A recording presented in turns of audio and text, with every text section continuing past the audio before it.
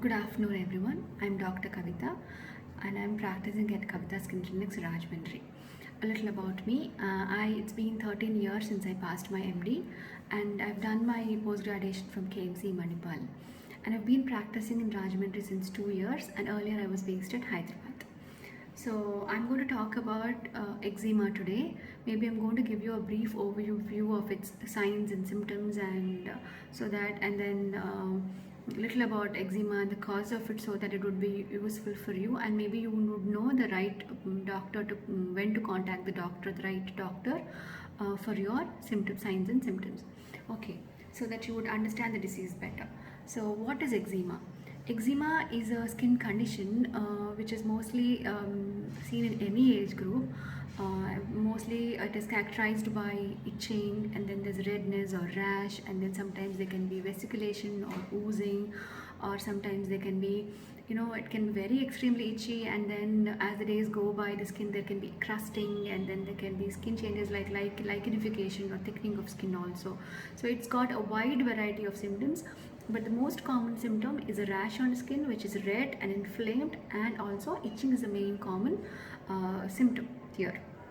So it's very, very common, and it's most like 31 million people all over the world suffer from eczemas. So eczema can happen in any age group. It can start from childhood to even to elderly patients. So it is seen in all age groups. Anyone can have eczema, and the different kinds of eczemas. So there are almost 7 to 8 types of eczemas most commonly who come to us. It's basically, to start with, we call it seborrheic dermatitis.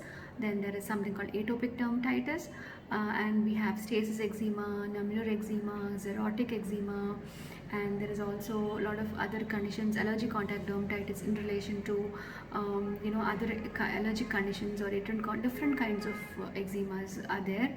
So to start with, maybe I can actually explain a few conditions in brief, something like seborrheic dermatitis or atopic dermatitis, which is very common actually. So seborrheic dermatitis is mostly called cradle cap. It is seen in children. It's called a biphasic kind of incidence. It is seen in children younger than 3 months of age, and it is also seen in adolescents also, with post puberty. So what actually happens is, in children and babies less than 3 months of age, it's called cradle cap, where we see a lot of white scaly greasy scales on the scalp in babies. And we also see that happening around their eyebrows and their face also. So and then you also see it later in life after puberty in adolescents, where similarly we get this itchy yellow greasy scales on the scalp, and then sides of the nose, and sometimes in chest, and even sometimes in the scrotal areas also. That's seborrheic dermatitis. And the other commonest cause, other kind of eczema which we see, is atopic dermatitis. So atopic dermatitis actually happens in children more than 3 months of age. So we see these babies with itchy red rash on their cheeks, or sometimes we see them on the extensor aspect of their body, surface areas, extensor aspects of their limbs, etc. And sometimes this can even continue to childhood phase, which we mostly see in the body folds, or mostly we see in the cubital fossa or popliteal fossa, back of the knees, or in their elbow folds. And we also see it on the necks also. We call them atopic dirty neck. So they can be an infantile phase, they can be a childhood phase, and sometimes even it can continue into adults. So this is a very, and then in these children we usually ask for history of atopy, like allergic rhinitis or some form of a respiratory allergy can be seen in their parents also. So hereditary is also one of the commonest cause, and mostly modified by environmental factors. So it's both genetic and environmental factors sometimes. So apart from these, we see steatotic eczema or xerotic eczema, which is seen mostly in winters for people who have very dry skin, or elderly patients who actually have dry skin, and then they're prone to itching and scratch, and then it perpetuates like that. So xerotic eczema. And sometimes skin can go bad in patients who have venous problems or chronic venous insufficiencies, or when there is a lot of stasis happening in the lower legs or varicosities, there is something called stasis eczema. And then in another kinds of varieties like lumbar eczemas, we see this disc-like eczematous lesions happening on their body, on their lower legs mostly. And we also have something called dyshydrotic eczema or formful eczema, which we see these vesiculated lesions on the sides of the fingers in most of them. So different kinds of eczema with different varieties of clinical symptoms are there. So we need to know that itching is the most common symptom in all of these.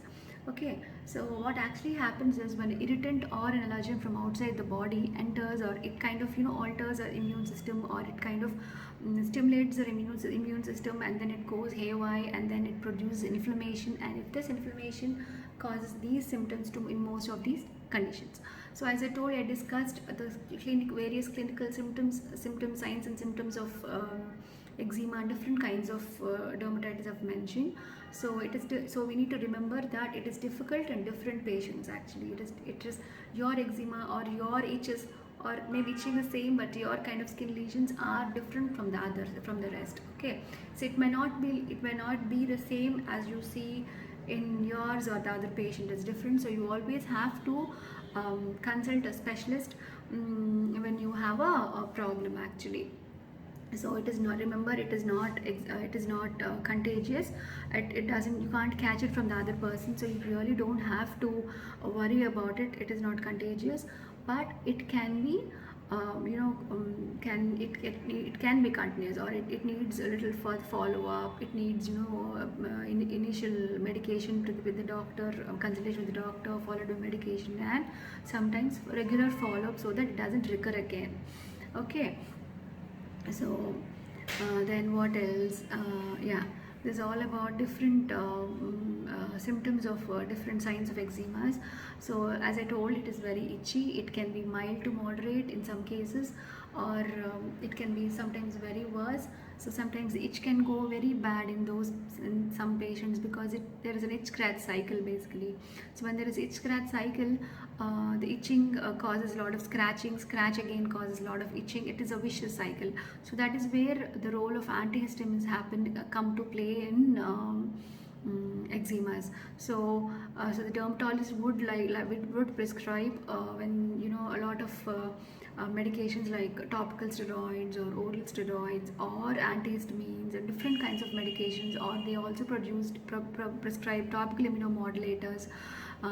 So different kinds of wide variety of medications are available, and the doctor is the right person to prescribe all of them for you depending on your conditions. So what do you look for? You look whether there is, if you have any problem. So what do you look for? You look for if it is itchy, or if it is your skin is dry and sensitive, or is it inflamed, or sometimes we need to see if it is a lot of crusting, or sometimes there can be thickened skin, or dark and thickened skin, or we call it lichenification or terms, or if there is oozing, or there is crusting as I told you, or there is swelling, or sometimes these eczemas can get secondary infected, so they can be some kind of discharge, or bacteria can grow up there. So all these should be identified properly and should actually go to a right doctor and take a right medication. So the lot of signs and symptoms as I mentioned, so not all of them should happen in all the patients. Maybe a few of these can also be seen in a few patients. So they can be flare up sometimes your symptoms just go away with just one prescription. You just give a moisturizer or a steroid or an antihistamine, they just go away. But for some it can continue, so regular follow-up with the doctor is very important. So the best way to find out if you have eczemas, or if your eczemas are treatable, or if it's just eczema or something else, you have to find the right doctor. And even the doctor at times even gives you a right dietary advice too.